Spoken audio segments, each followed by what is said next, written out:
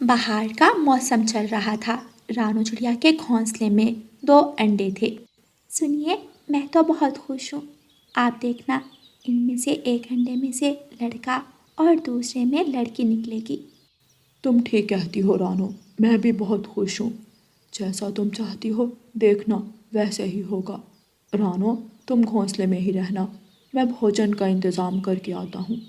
ऐसा कहकर मानो चिड़ा भोजन लेने के लिए चला जाता है। आज मौसम भी बहुत ख़राब था। बहुत तेज़ ठंडी ठंडी हवाएं चल रही थीं। रानू चिड़िया अपने घोंसले में बैठी मानो चिड़े का इंतज़ार कर रही थी। थोड़ी देर बाद मानो चिड़ा वापस आ जाता है। मानो जी, आप बहुत जल्दी वापस आ गए। और इतने सारे गेहूं के दाने कहाँ से लाए हैं? रानो, मैंने अभी भोजन नहीं किया, मैं खेत की तरफ जा रहा हूँ। वापस आकर भोजन करूँगा। और हाँ, तुम घोंसले के पास ही रहना। ठीक है पति जी, मैं घोंसले के पास ही रहूँगी और अपने अंडों की रखवाली करूँगी।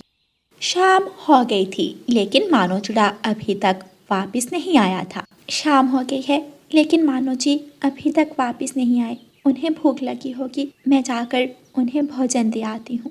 रानू चिड़िया कुछ गेहूं के दाने उठाती है और खेत की तरफ चली जाती है। उसी जंगल में कौवों का एक जोड़ा रहता था, कालू कौवा और गौरी कौवी। गौरी कौवी की गोद अभी तक हरी नहीं हुई थी। पता नहीं कब ऊपर वाला हमें संतान की खुशी देगा। ये सब तो ऊपर वाले की मर्जी है, हम पक्षी इसमें क्या कर सकते हैं भला। मुझे बातें सुनाना बंद करो और जाओ भोजन का इंतजाम करो जाकर। कालू कौवा भोजन की तलाश में निकलता है। गौरी कौवी भी ताज़ा हवा खाने निकल जाती है। गौरी कौवी रानू चिड़िया के घोंसले के ऊपर से गुजरती है और देखती है कि घोंसले के पास कोई नहीं है। ये तो रानू चिड़िया का घोंसला है, इसके घोंसले में तो 2 अंडे हैं। घोंसले के पास भी कोई नहीं है, क्यों ना एक अंडा मैं चोरी कर लूं। गौरी कौवी रानू चिड़िया का एक अंडा चोरी कर लेती है और वापस अपने घोंसले की तरफ भाग जाती है। कालू कौवा भी भोजन लेकर वापस आ जाता है और अंडा देखकर हैरान हो जाता है। गौरी, ये किसका अंडा है और कहाँ से आया है? जिसका भी हो, अब तो ये मेरा अंडा है। और हाँ, खबरदार जो किसी को कुछ बताया। गौरी, ऊपर वाले ने हमारे बारे में भी जरूर कुछ सोचा होगा, लेकिन इस तरह किसी का अंडा चोरी कर लेना बहुत गलत बात है।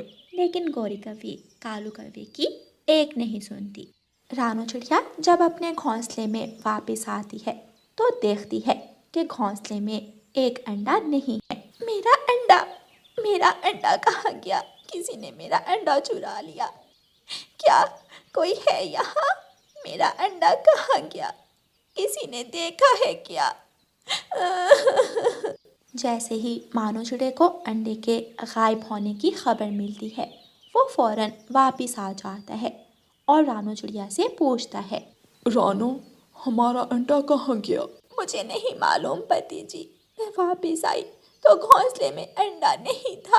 रानू चिड़िया और उसका पति मानो चिड़ा अंडे की तलाश में निकलते हैं। वो सभी पक्षियों से पूछते हैं, लेकिन किसी भी पक्षी को उनके अंडे के बारे में नहीं पता था। रानू चिड़िया गौरी कौवी के घर जाती है। गौरी बहन, तुमने मेरा अंडा देखा है क्या? मुझे क्या मालूम तुम्हारे अंडे का, तुम्हें अपने घोंसले का ख्याल खुद रखना चाहिए। दोनों पति पत्नी निराश होकर वापस अपने घोंसले में आ जाते हैं। बस पति जी, अब मैं इस घोंसले में नहीं रहूं। हम जमीन पर अपना घर बनाएंगे। मैं नहीं चाहती कि हमारा दूसरा अंडा भी कोई चोरी कर ले। रानू चिड़िया और मानो चिड़ा नदी किनारे अपना घर बना लेते हैं। कुछ दिनों बाद रानू चिड़िया के अंडे से एक प्यारा सा बेटा निकलता है। देखें पति जी, कितना प्यारा है हमारा बच्चा। साथ ही रानू चिड़िया उदास हो जाती है। पता नहीं मेरे दूसरे अंडे से क्या निकला होगा, किस हाल में होगा मेरा बच्चा। रानो, आप उदास ना हो, ऊपर वाला सब ठीक कर देगा। दूसरी तरफ गौरी कौवी के अंडे से एक प्यारी सी बेटी निकलती है। देखो गौरी, इसकी शक्ल तो बिल्कुल रानो चिड़िया से मिलती है। अभी भी देर नहीं हुई, हमें रानो से माफी मांग लेनी चाहिए। उसका दिल बहुत बड़ा है, वो जरूर हमें माफ कर देगी। कालू, अपना ये भाषण बंद करो और अब हम बहुत ख्याल रखेंगे अपने घोंसले का और अपनी बेटी को घोंसले से बाहर नहीं जाने देंगे। वक्त गुजरता रहा। एक दिन रानो चिड़िया खेत में काम कर रही थी कि वहाँ कालू कौवा भी आ जाता है। कैसी हो रानो बहन? मैं ठीक हूँ कालू भाई, आप बताओ आप कैसे हो? काफी समय से नजर नहीं आए। बस रानो बहन, कामों में मसरूफ होता हूँ, वक्त ही नहीं मिलता। ऐसा कहकर कालू कौवा वहाँ से चला जाता है। रात का समय था। रानो चिड़िया के दरवाजे पर दस्तक होती है। इस समय भला कौन होगा? पता नहीं जी, देखें तो कौन है। मानो चिड़ा दरवाजा खोलता है और सामने कालू कौवा था। कालू भाई, आप रात के इस समय सब ठीक तो है? जी जी मानो भाई, सब ठीक है। मैं तो बस आपको सच बताने आया हूँ। सच बताकर ही मेरे दिल का बोझ हल्का होगा। रानो बहन, मानो भाई, मुझे माफ कर दो। उस दिन आपका अंडा किसी और ने नहीं, मेरी पत्नी गौरी ने ही चुराया था। मुझे माफ कर दो। ये क्या कह रहे हो आप कालू भाई? क्या मेरा अंडा आपके पास है? हाँ रानो बहन, मेरे ही पास है, आओ आकर ले जाओ। रानो चिड़िया और मानो चिड़ा कालू कौवे के साथ उसके घर जाते हैं। तभी गोरी की आंख खुल जाती है। ये क्या कर रहे हो तुम? मेरी बेटी को वापस रखो। गौरी, मैंने सब सच बता दिया है, अब बस करो तुम भी। गोरी कवि को भी अपनी गलती का एहसास हो जाता है। रानो चिड़िया, मुझे माफ कर दो। मैं संतान का सुख पाने में इतनी अंधी हो गई कि मुझे तुम्हारा दुख नजर ना आया। मुझे माफ कर दो। ये तुम्हारी ही बेटी है। अपनी अमानत वापस ले जाओ। हो सके तो मुझे माफ कर देना। अगली सुबह गौरी कवि के घोंसले में भी 2 अंडे होते हैं। कवि बहुत खुश थी। प्यारे दोस्तों, इस कहानी को लाइक, अपने दोस्तों के साथ शेयर और चैनल को सब्सक्राइब करना बिल्कुल मत भूलना। आपका धन्यवाद। रानो चिड़िया की ऐसी कहानियाँ सुनने के लिए YouTube सर्च बार में रानो चिड़िया की कहानी लिखें या फिर ये बटन दबाकर बोलकर कहें रानो चिड़िया की कहानी। रानो चिड़िया को पेड़ पौधे लगाना बहुत पसंद था। रानो चिड़िया भोजन की खोज में निकली हुई थी। उसे एक छोटा पौधा दिखाई देता है जो जमीन से उखड़ चुका था। ये पौधा तो किसी ने उखाड़ दिया है। अगर इसको जमीन में दबाकर इसे पानी ना दिया तो ये मुरझा जाएगा। रानो चिड़िया वो पौधा उठाती है और उस पौधे को साथ लाकर अपने घर के आंगन में गाड़ती है। मम्मा, ये पौधा किस चीज का है? पता नहीं बेट, ये पौधा मुरझा रहा था इसलिए मैं इसे अपने साथ ले आई। मम्मा, मैं भी इस छोटे पौधे का ख्याल रखूंगी। हाँ हाँ, क्यों नहीं। गुड़िया बेटी, मैं दाना ले आती हूँ और आप इस पौधे को नदी से लाकर पानी दे दो। गौरी कवि भी वहाँ आ जाती है। वाह रे वाह, रानो खुद तो इस तरह के बेकार कामों में अपना वक्त बर्बाद करती ही थी और आप अपनी बेटी को भी यही सिखा रही हो। बेकार काम? गौरी, ये कोई बेकार काम नहीं है। इन्हीं पेड़ पौधों की वजह से आज हम सुरक्षित हैं। इन्हीं की वजह से हम सांस लेते हैं। कालू कौवा भी वहाँ आ जाता है। गौरी, चलो घर, मुझे कुछ खाने के लिए बना कर दो, वरना ये छोटी चिड़िया तुम्हें भी पौधे लगाने पर लगा देगी। हाँ कालू जी, आप ठीक ही कह रहे हैं। वैसे ख्याल अच्छा देती है ये चिड़िया। कालू और गौरी हंसते हुए वहाँ से चले जाते हैं। मम्मा, आप छोड़िए इन्हें, आप दाना ले आए और मैं पानी ले आती। रानो चिड़िया दाना लेने चली जाती है। गुड़िया नदी पर जाती है और नदी से पानी भरती है। कितने अच्छे लगते हैं ये सुंदर सुंदर फूल, ये पेड़, ये पौधे से हमारी दुनिया खूबसूरत है। ना जाने गौरी आंटी और कालू अंकल ऐसे क्यों करते हैं। करते रहें, हमें कोई फर्क थोड़ी पड़ेगा। हम तो इनसे हमेशा प्यार करेंगे। छोटा मिठू वहीं पास बैठा फूल तोड़ रहा था। गुड़िया उसे मना करती है। छोटे मिठू, ये क्या कर रहे हो? इनको मत तोड़ो, इनको भी तकलीफ होती है। देखो, ये अपनी जगह पर कितने सुंदर लगते हैं। गुड़िया, ये फूल वैसे भी तो टूटकर गिर ही जाएंगे। अगर मैं तोड़ दूंगा तो क्या हो जाएगा? एक ना एक दिन तो सबको ही ख़त्म होना है, तो इसका ये मतलब तो नहीं कि वक्त से पहले ही ख़त्म कर दिया जाए। इनको भी जीने का हक है। मैं आइंदा फूल नहीं तोड़ूंगा। शाबाश छोटे मिठू, इसलिए तुम मुझे बहुत अच्छे लगते हो। तुम हमेशा मेरी बात मान लेते हो।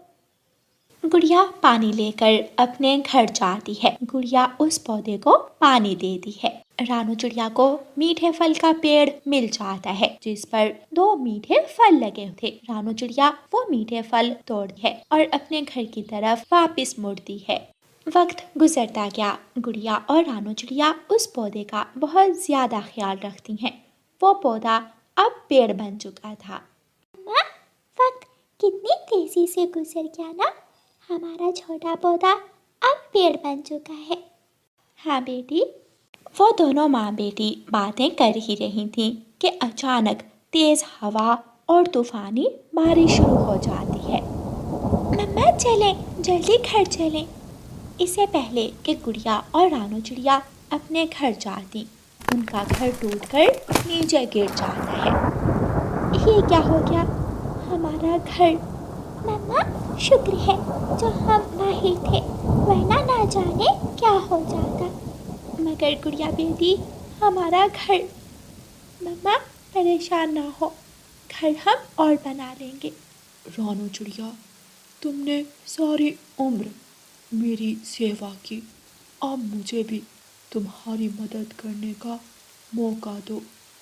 पेड़, क्या तुम बोल सकते हो? हाँ, मैं बोल सकता हूँ और दूसरों का दर्द भी महसूस कर सकता हूँ। वो पेड़ एक जादुई मंत्र पढ़ता है और एक तेज रोशनी निकलती है और उस पेड़ पर एक बहुत बड़ा सुंदर सा घर बन जाता है। शुक्रिया प्यारे पेड़, तुम बहुत अच्छे हो और हमारे दोस्त भी। Thank you. ऐसा कहकर रानू चिड़िया और गुड़िया उस घर के अंदर चले जाते हैं।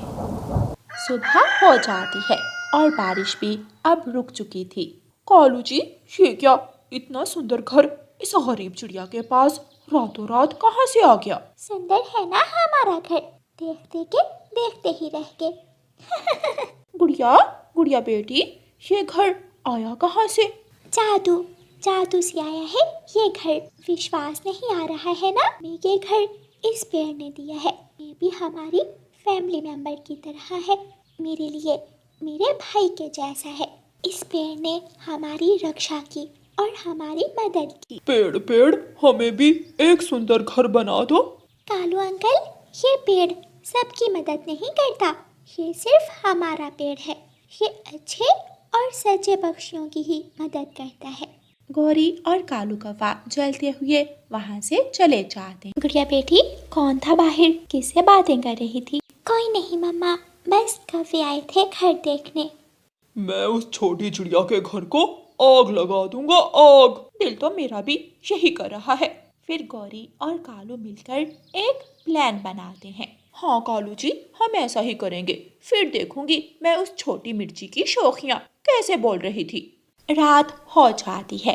कालू कौवा रानू चिड़िया के घर के पास आग जला देता है। हवा उस तरफ की है, अब ये पेड़ भी जलेगा और रानू चिड़िया का घर भी, और हमारा नाम भी नहीं आएगा। चलो कालू जी, अब भागो यहाँ से।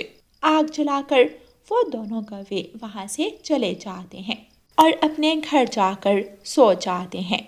वो जादुई पेड़ हवा का रुख बदल देता है और वो आग कालू कौवे के घर की तरफ चली जाती है। आग भरते भरते कालू कौवे के घर को लग जाती है।